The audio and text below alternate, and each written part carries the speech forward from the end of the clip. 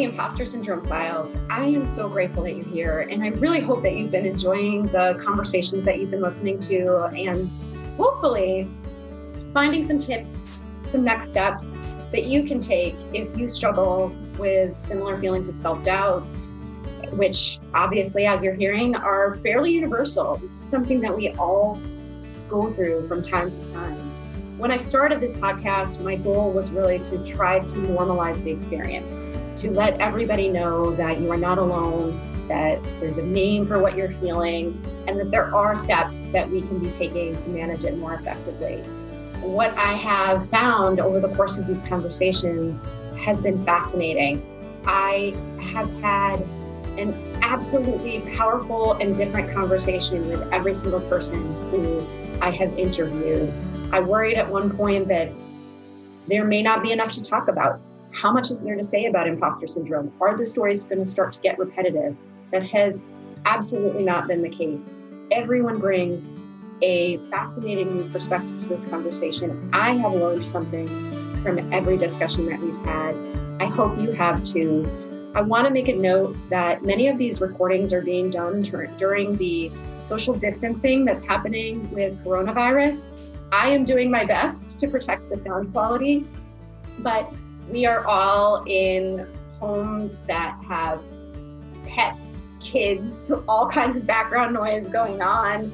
For me, it's much more important to share with you a very natural conversation between two people than it is to share a perfectly polished recording.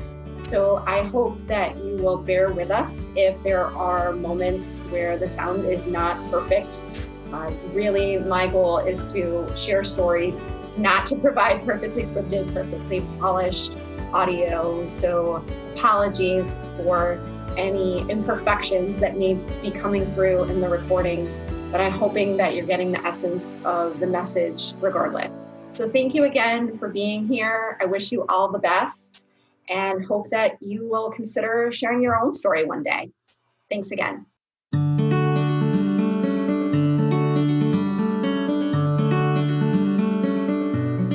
Welcome, Nicole. Thank you so much for being here today. I would love to start by asking you to just tell us a little bit about yourself.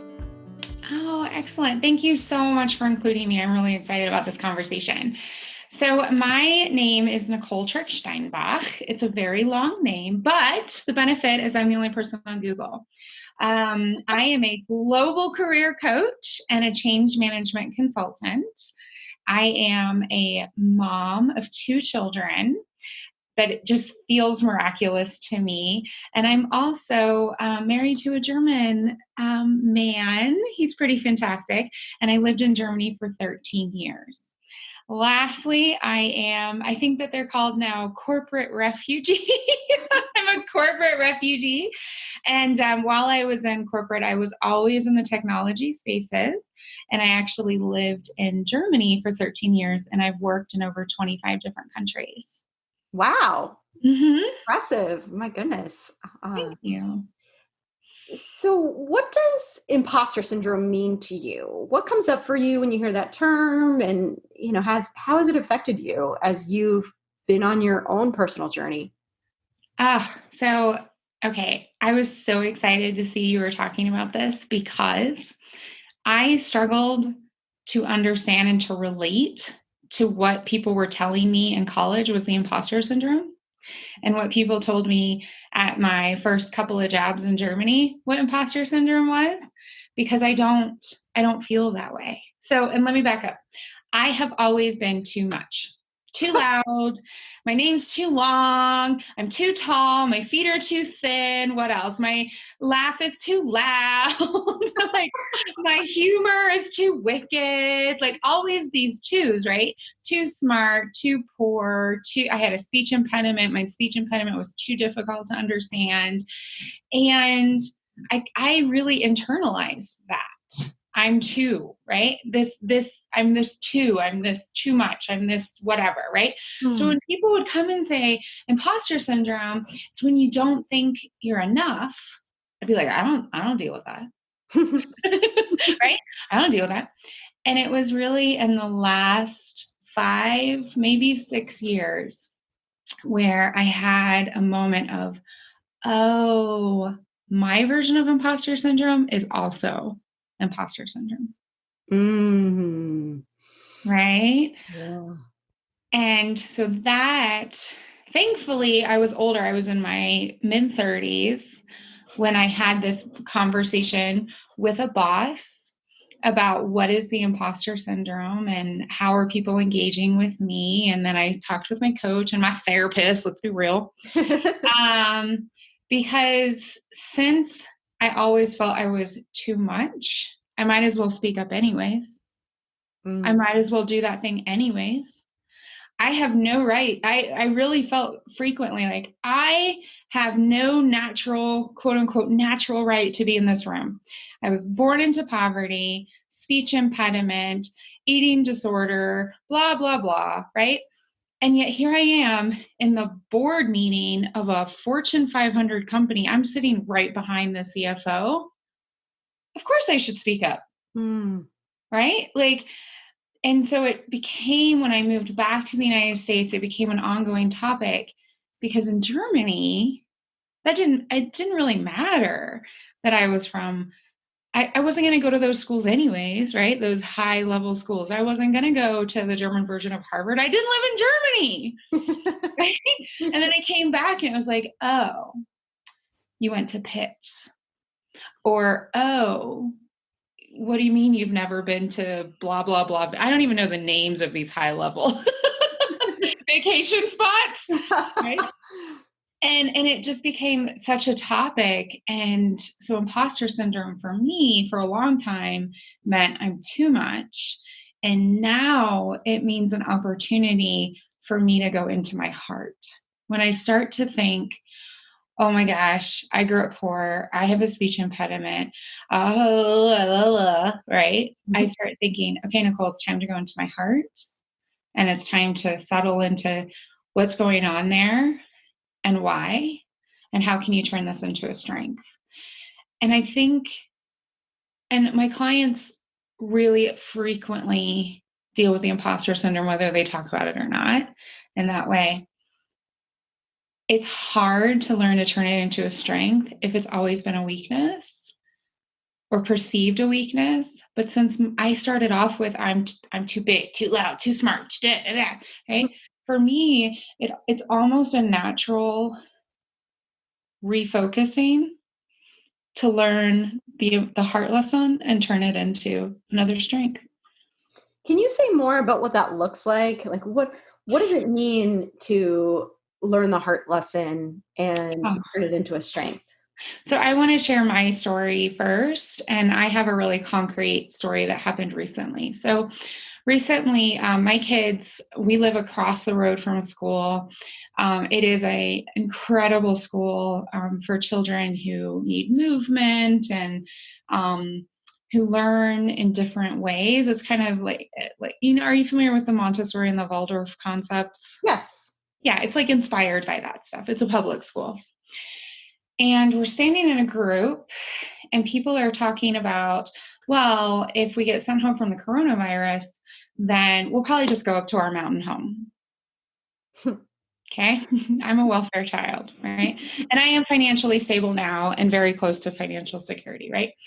And I started to feel myself like getting like, ooh, feeling a little bit about them and taking, I do the breath, right? So I took a breath very consciously. I do not know what they were talking about for these 45 seconds and realized it wasn't about them. Good for them. I'm sure that they have done a lot of work for a mountain home, and who knows what it is. It could just be a one-room cabin. I don't know. Right? And then realize, oh, Nicole, this is a moment for you to remember no matter what you have value. And that's that heart lesson. Like, okay. And then I can re-enter the conversation and be in that conversation. So that moment of like, ooh, and then, okay, breath, reflect, Re-enter conversation. It did help, I will admit, in that specific situation, it did help that there was a woman in the circle that I've been helping a little bit with using her voice. And later she said to me, Nicole, I saw you pull back. You own a house in Germany. I was like, good point. Good point. And I think that's the other heart lesson and also the mindset shift that I work a lot with my clients on is I don't have a mountain home. I have a home in Germany. You don't speak fluent Spanish. You code like a rock star. Okay, you can't reach the top. This is actually one thing that one of my clients really suffered with. Living in Holland, originally from India. Okay, you can't reach a lot of stuff in the office, but you sure look at things from a different perspective. And navigating those conversations. Did I answer the question? Yeah, you did. Because what you're reminding me is that we are all triggered by different things. And we don't always know what we may be doing that triggers someone else, or we may not be conscious of how other people are triggering us. And so we talk a lot about the inner critic and that voice that tells us we're not good enough. But what you're describing is another manifestation of that, which is the kind of looking at the other person and judging them, right? Yeah. The fact that you're drawing attention to that and saying, I'm making a conscious effort to notice when I'm doing that and to reframe is so important, because we go through life with a whole bunch of thoughts that we don't really tune into and that we often accept as fact. And other people are doing that around us too, right? So there's a lot of these disconnects happening, this triggering happening that we're not aware of, that's undermining our ability to fully connect with each other and to fully connect with ourselves and what makes us special. So I love what you're talking about. Yeah. Yeah.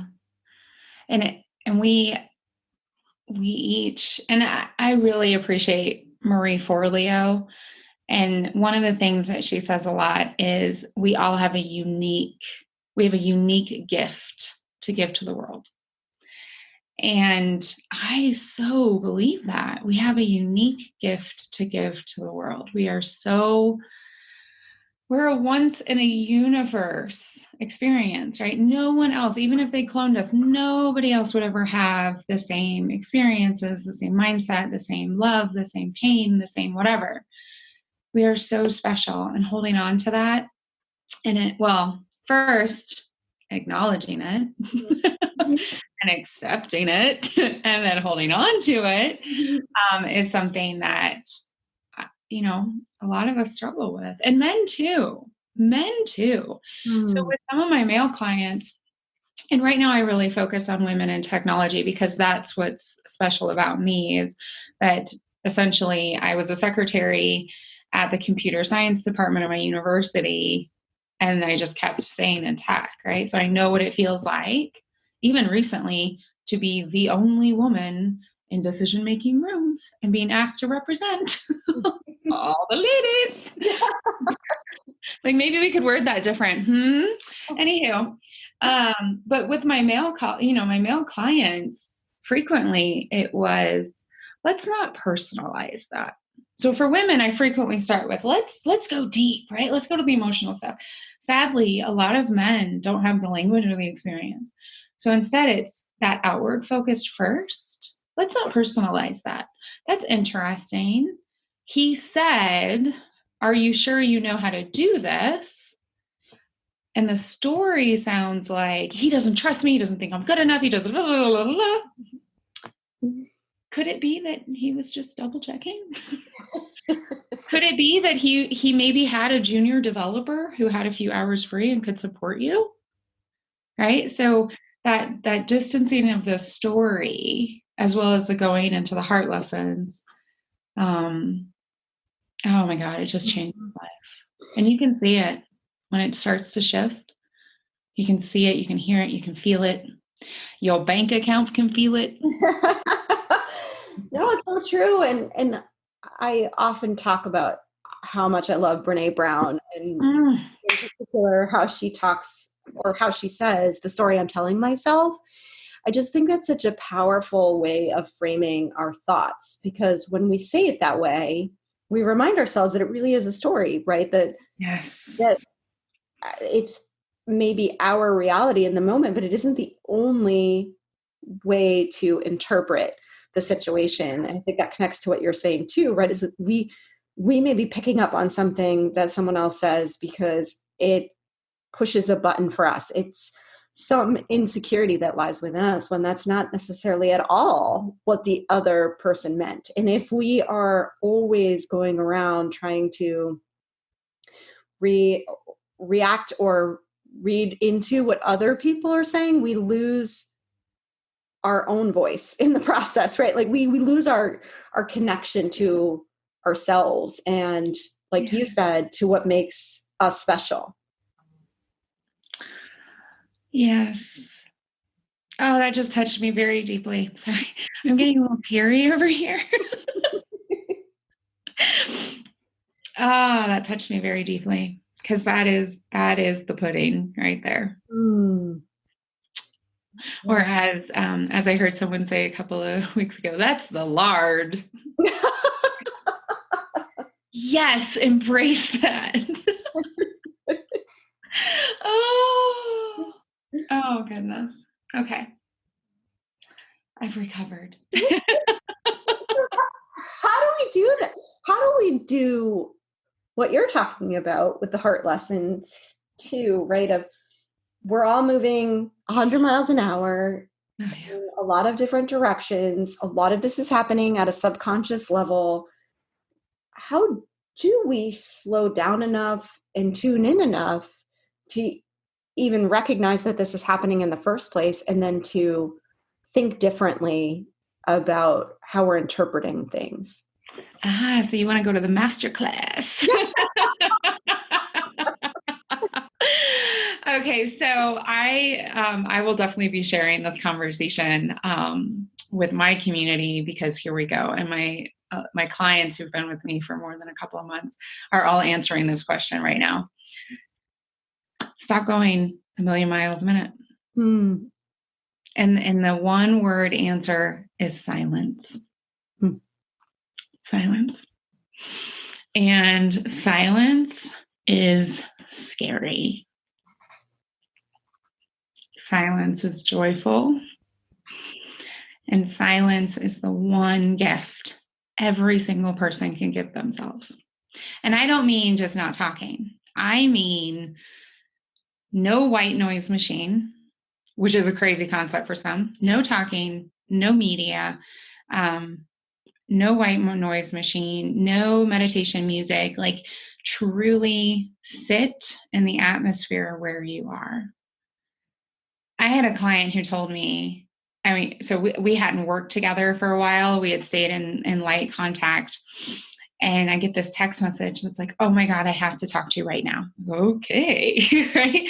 And she said, I just practiced silence in the middle of New York City. It's silence. So really concretely. And at the beginning, I encourage people to set a timer, gives them confidence. And it limits, right? Because a lot of times when people hear meditation, unfortunately, they still think of like a yogi sitting for hours in silence. And that's not what I'm talking about here. 30 seconds, a minute, 5 minutes of silence is just, it shifts the speed, it shifts the awareness. They've actually shown the power of this in brain scans. So it's not just in your heart, it's literal physical changes to your body. They've also shown it with the release of hormones in your stomach. So if you're having digestive issues, which is a big problem for me, silence and slowing down really changes it. So what I encourage people to do at the beginning is set an alarm. It gives you freedom. Let your mind wander. I know that we're supposed to, just let them float by. But honestly, at the beginning, most of us have no practice doing this. We are always being bombarded. So just be still, turn everything off. And when your brain wanders, that's okay. Let it wander. Try not to focus, try not to fixate, but just let that stuff come and go. And then over time, I really encourage people to either utilize it in different moments. Some people call this mindfulness, which I think is a lovely way to talk about it. To utilize it in different moments and to extend the time throughout your day. So what personally for me, now I had a client who actually became a master facilitator for the Search Inside Yourself program, which is a corporate version of mindfulness. That's amazing. And he meditates, I don't even know how much, every day. What has worked for me is in the morning, I have a silent coffee as often as I can. My kids know, my husband knows, I have my coffee. I'm engaged with my coffee, but I'm not talking, right? Around lunchtime, I just naturally will need to have a few minutes of silence. I'll tell you what, the healthiest I ever felt was in Spain with the siesta. Oh, God, a nap every day. So I have some silence there. And then before I go to my bedroom to sleep, I will always have moments of silence. Now, there are certain days where I'm going to actually do a full meditation, a body scan. I'm going to do all these things. Because on that day, something's going on with me, or I'm starting to feel like I'm getting sick, or my children are being, children and having opinions and, and I need to do that. But at the beginning, stop going a mile a minute. Let things go. As we're talking, my family is quarantined for the coronavirus, right? None of us have been tested, so none of us have tested positive, but our network has so many cases that are highly susceptible. How do you say that word? They're highly anticipated to be positive. Okay. Thank you. We just don't have the tests in Colorado. We don't have what we need to make sure that everyone who could potentially be infected or is showing symptoms can be tested, right? So we've just self-quarantined.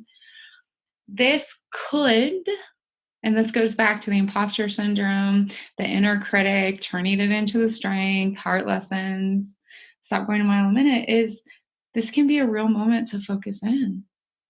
This could be a real moment to simplify. Do you really have to go shopping every day? Probably not. Do you really need to do your nails once a week? We're about to find out. Right? But take these moments and slow down. One of my clients was stepping into a board level position. This was a couple of years ago. And she thought I was insane. Now, this woman, when people work with me, we're talking about an amazing conversation, like an amazing topic here that's very opening and very abundant. When people are working with me to step up and create that career of their biggest dreams, the first 4 months are hella intense. Like I push, and that's why people were going to work with me, because they want to make a huge change in a short period of time and then build those bravery muscles to keep it going for a long period of time, right? So in those 4 months, like it is boom, boom, boom, boom, boom. We're doing value cards. We're doing perception surveys. We're doing hard conversations. We're going deep. We're going out. It's really, because that is what I am amazing at doing. So I'm working with this woman. We're almost through the 4 months. And I'm like, I would like you. She's traveling globally. She's calling me from God knows where, right? And I'm like, I would like you to have 2 minutes of silence every day. And she literally, her response to me was F off, but without, the child-friendly version. That was her response. Because frequently that's where I get with my clients. It's like, let's go head to head. Let's make it happen. We're working on this together, getting dirty and making change, And less than 6 weeks later, she's like, 90 seconds of silence was changing my life. It was changing how she dealt with her clients. It was changing how she dealt with her self-judgment, with her judgment to her team, her judgment to the product team, how she was engaging with her kids. I mean, her kids were older. They were older teenagers and headed into college.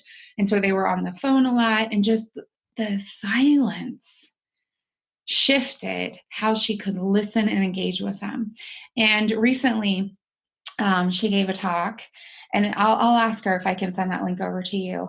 Sometimes clients want to be known to be clients, and sometimes clients don't. But she gave a talk where someone said to her, how did you pull this off? You had all this stuff going on in your life, had her children very early in life, was bankrupt, the whole 9 yards. How did you reach this level? How did you become a female board member in this society, right? And she gave a few things, and then she said, I learned to be silent. I learned to be silent. Wow. That is definitely a lesson that has been harder for me than I realized, because I have always been wired with a lot of anxiety. And for me, noise distracts me from anxious thoughts. And so I grew up with the TV on in the background at all times. The white noise, like you said, I've slept with a fan since I was 11 years old. I take it until we had the white noise apps on our phones. I used to take my fan wherever I went in the world, and then would have to buy the adapters and everything to make Oh my gosh, that is all the noise I needed at all times. And so it's definitely something, like you said earlier, the fearfulness that goes with silence. It's something that has always been really powerful and really scary to me. You are not alone, girlfriend. So first of all, I know a lot of consultants, because I was a global consultant. I know a lot of consultants who used to travel with those tiny fans. You are not alone. That's the first thing. So the gentleman who brought me into meditation, so he was my coach, and I was really suffering. I was a mom, and I was living in Germany, which is an amazing place to have children. And it's tough when you're outside of the culture, right? So not that, my German's great, my husband's German, the whole 9 yards, right?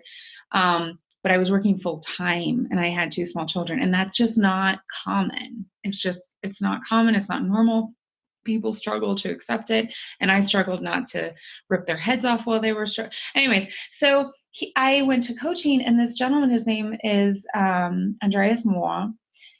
And he was the one who helped me really step into the repetitive silence. I had started doing it years before when I was inpatient for my disordered eating treatment, and they had helped us start that, but really the repetitive, consistent, trusting. And he sat next to me. Oh my gosh.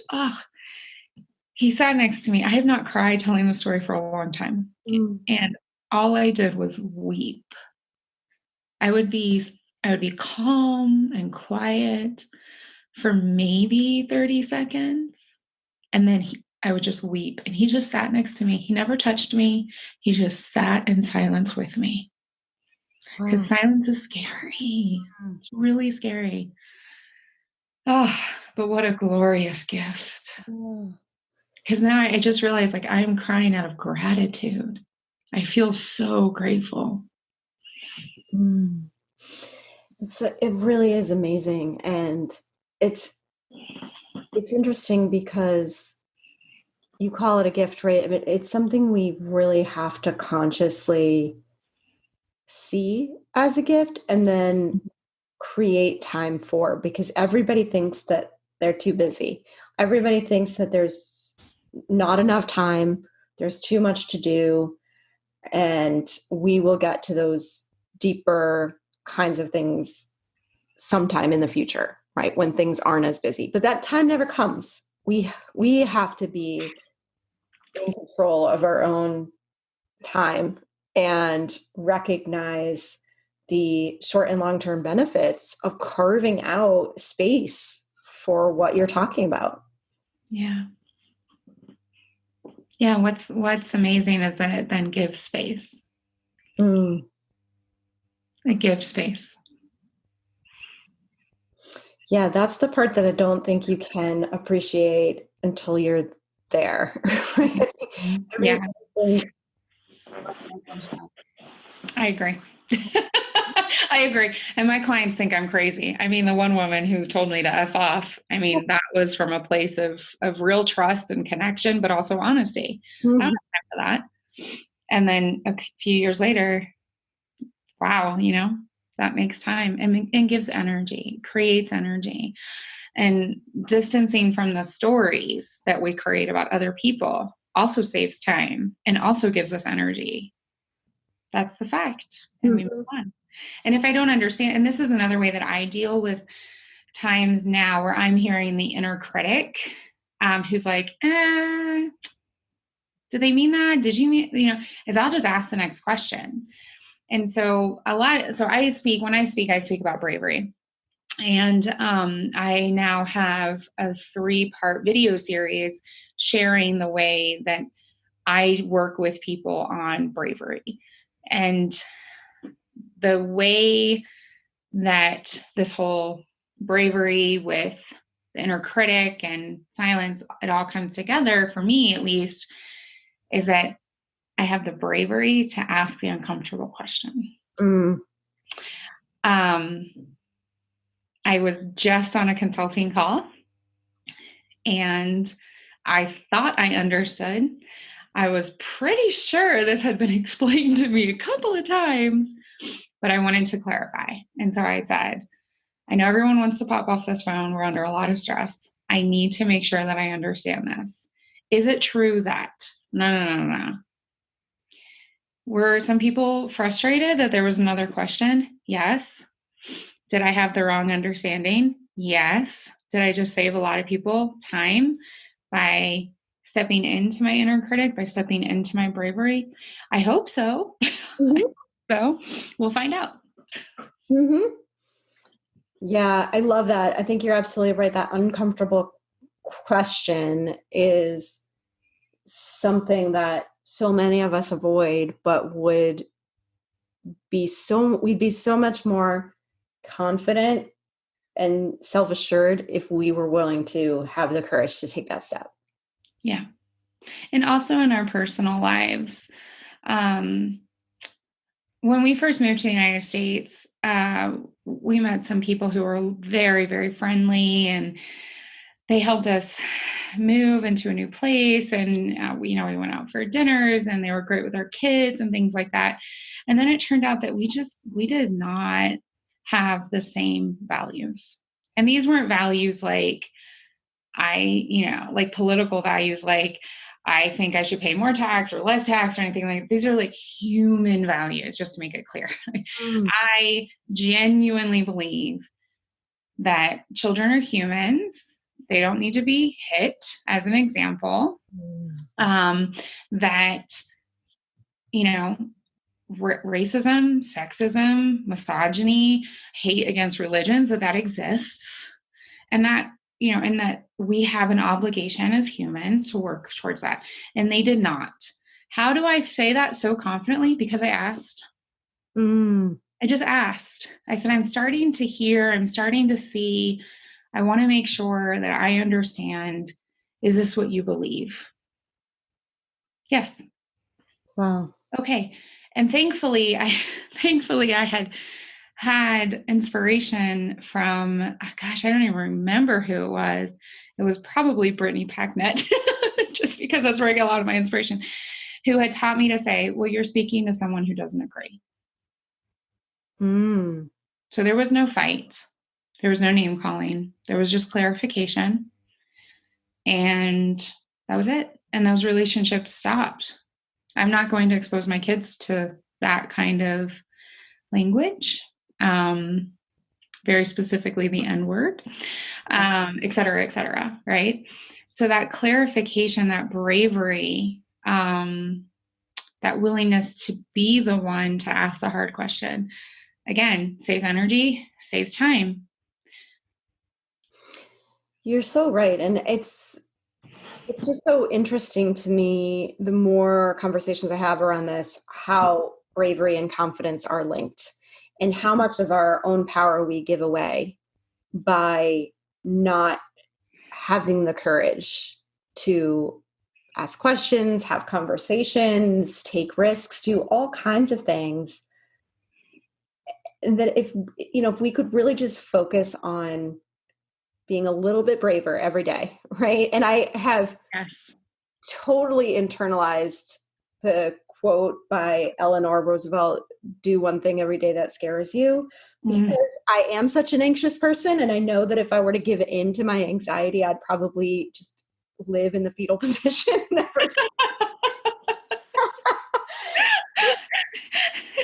So for me, it's a way of making sure that I don't get sucked into that. But I think, if we consciously made a commitment to ourselves to be just a little bit braver, every day, we would find that our confidence would grow so much. Yes. And brave in our own way. So people look at me and they look at my best friend, and those that know the two of us very well, it's like, oh, I'm the brash one and she's not, right? I'm the outspoken one and she's the quiet one. I'm the wild one and she's right. We lived together for a few years, and that poor girl taught me how to live with people without being the older sister. Oh my goodness. And she still loves me 20 years later. And so she doesn't fly. She really struggles with anxiety. She really struggles with perfectionism. And my best friend is one of the bravest people I know. It's not that difficult for me to walk into a room. I mean, I've spoken in front of a couple of thousand people, and I was like, oh my God, this is so exciting, right? And I walked out and I had, lines of people who wanted to talk to me about their fears. And I was jazzed, right? You know who else walks into rooms with thousands of people? My best friend. That's bravery.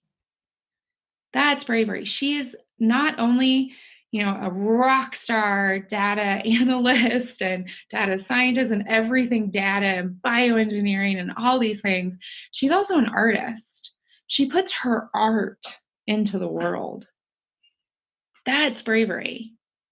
And so when we think about bravery and stepping into it, and Eleanor Roosevelt, she didn't say, do something that scares me every day, right? Do something that scares you every day. Yeah. Yeah, this has been such an amazing conversation. I feel like you and I could talk all day, all week. Well, I think that's such a great place for us to wrap up. And I have one final question for you, which is, what motivated you to want to be here today? Like, what are you hoping people will take away from this? So my original motivation has shifted during this conversation. So my original motivation was turn your imposter syndrome into a strength. You can do it. It's possible. My motivation right now is have brave conversations, because just like Eleanor Roosevelt, just like Marie Forleo, just like Brittany Patnack, we are all so unique, and we can build the world that we deserve, and more importantly, our descendants. Not just the next generation, but 3 or 4 generations down, that they deserve. And so please embrace that silly imposter, embrace that inner critic, have those brave conversations, because our world desperately needs every single person. Thank you so much, Nicole. This has been so inspirational, and I've taken a lot out of it personally. I have no doubt that everyone listening will too. And so I just can't thank you enough for being here today. And I also am walking away with some insights, so thank you. I really appreciate the opportunity to speak with you. Thank you so much for listening today. If you enjoyed it, please subscribe and share it with other women who can benefit from this conversation. Before we go, I want to share some additional resources with you. If you struggle with imposter syndrome and you want to manage it more effectively, I invite you to join my free Impostor Syndrome online challenge. Every day for 7 days, you'll get an email with self-reflection questions and exercises to help you better understand your own experience with imposter syndrome and how to navigate it more effectively. To join the free challenge, visit executivekareersuccess.com/imposter-syndrome-challenge. When you sign up, you'll immediately receive your first message. Also, if you're interested in joining a community of women who engage in candid conversations that generally aren't happening elsewhere, I invite you to join my Leading Women discussion group. On the first and third Thursday of every month at 12 p.m. Eastern, we meet virtually over Zoom to talk about questions or challenges related to career management, leadership development, and any other relevant topics such as imposter syndrome and confidence. It's always a great discussion with a great group of women. If you want to check it out, you're welcome to be my guest on a future call. Just reach out to me at kim@executivekareersuccess.com and I will share the call details with you. And if you want to join my newsletter to receive tips, insights, and updates, text Leading Women, all one word, to 66866. Finally, consider telling us your story. Contact me to learn more about how you can be a guest on the Imposter Syndrome Files. Thanks again and have a wonderful day.